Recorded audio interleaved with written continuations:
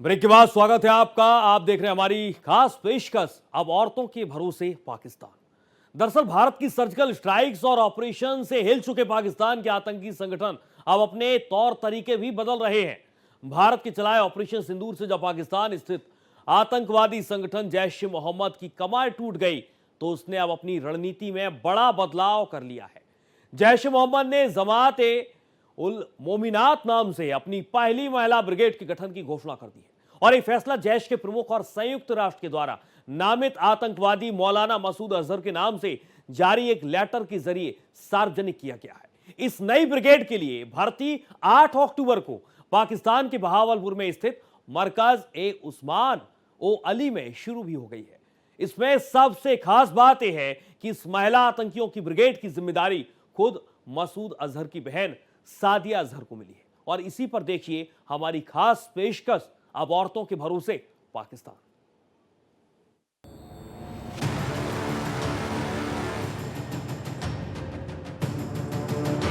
पाकिस्तान की साजिश पर पर्दाफाश।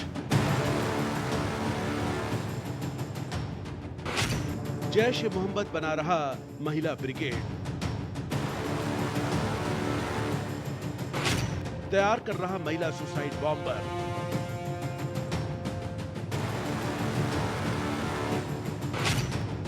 जिहाद के नाम पर महिलाओं की हत्या।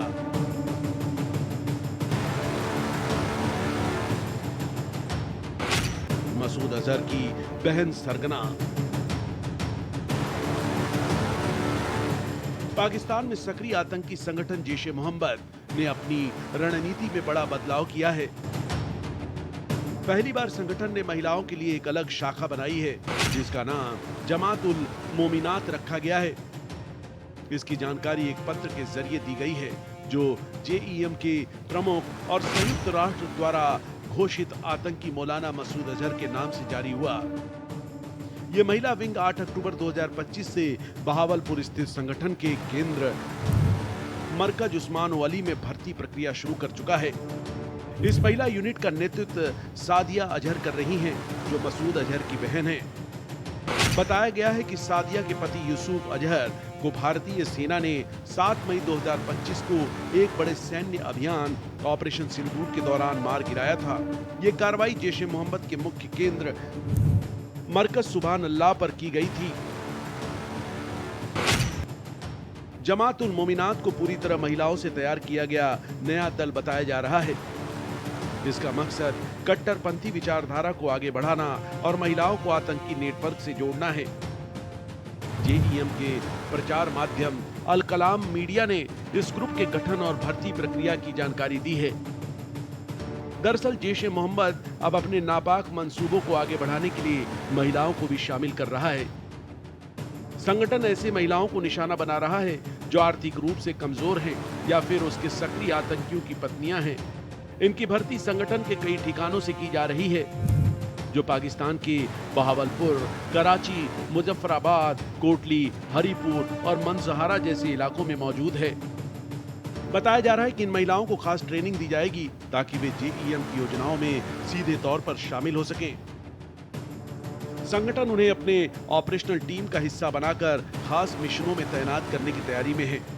जैश ए मोहम्मद जेईएम जैसे कट्टरपंथी संगठन जो देवबंदी विचारधारा को मानते हैं, पहले महिलाओं को जिहाद या किसी तरह की लड़ाई में शामिल नहीं करते थे।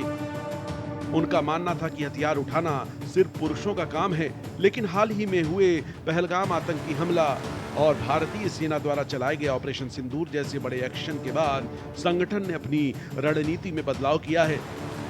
अब मसूद अजहर और उसके भाई तलहा अल सैफ ने मिलकर यह फैसला किया है कि महिलाओं को भी संगठन का हिस्सा बनाया जाएगा।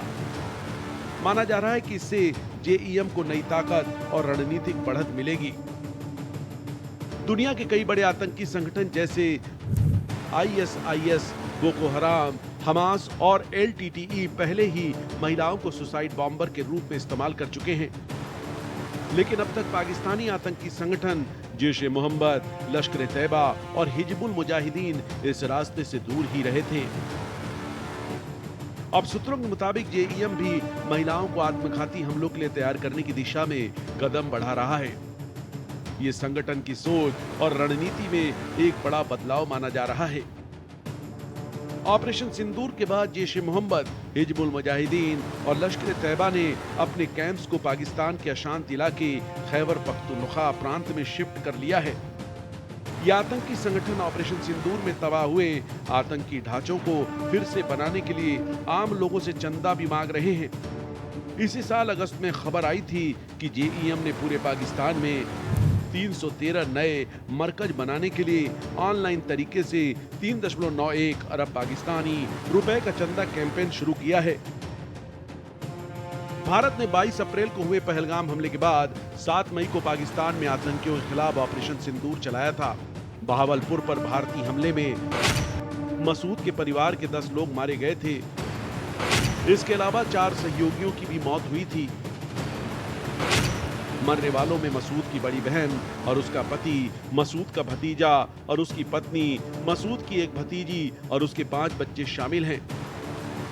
हमले के वक्त मसूद मौके पर नहीं था, इस वजह से उसकी जान बच गई थी। एक रिपोर्ट के मुताबिक आतंकी मसूद ने परिवार के लोगों को मरने के बाद एक बयान भी जारी किया था, जिसमें उसने कहा था कि मैं भी मर जाता तो खुशनसीब होता। पाकिस्तानी आतंकी मसूद अजहर 2001 में भारत की संसद पर हुए हमले का मास्टरमाइंड है। इसके अलावा भी उसने भारत में कई आतंकी हमलों को अंजाम दिया है। मसूद 2016 में हुए पठानकोट हमले का भी मास्टरमाइंड है।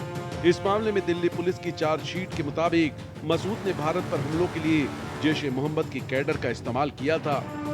उसने 2005 में अयोध्या में राम जन्मभूमि और 2019 में पुलवामा में सीआरपीएफ के जवानों पर भी हमला करवाया था। इसके अलावा मसूद 2016 में उरी हमले और अफगानिस्तान के मजार शरीफ में भारतीय कॉन्सुलेट पर अटैक का भी जिम्मेदार है। रिपोर्ट के मुताबिक जमातुल मोमिनात जम्मू कश्मीर, उत्तर प्रदेश और दक्षिण भारत के कुछ इलाकों में ऑनलाइन नेटवर्क्स के जरिए एक्टिव भी हो रहा है। Social media platform, WhatsApp group और कुछ मदरसों के नेटवर्क के जरिए इस ग्रुप की गतिविधियां फैल रही हैं। इसका मकसद महिलाओं को धर्म के नाम पर बरगलाना और संगठन के लिए उन्हें इस्तेमाल करना है। खुफिया एजेंसियों के मुताबिक देश के इस नए सर्कुलर लेटर में मक्का और मदीना की तस्वीरें लगाई गई हैं, ताकि इसे धार्मिक रंग दिया जा सके। ये बदलाव दिखाता है कि आतंकवाद की रणनीति अब सिर्फ मर्दों तक सीमित नहीं रही। भारत को नए तरह के खतरों के लिए तैयार रहना होगा।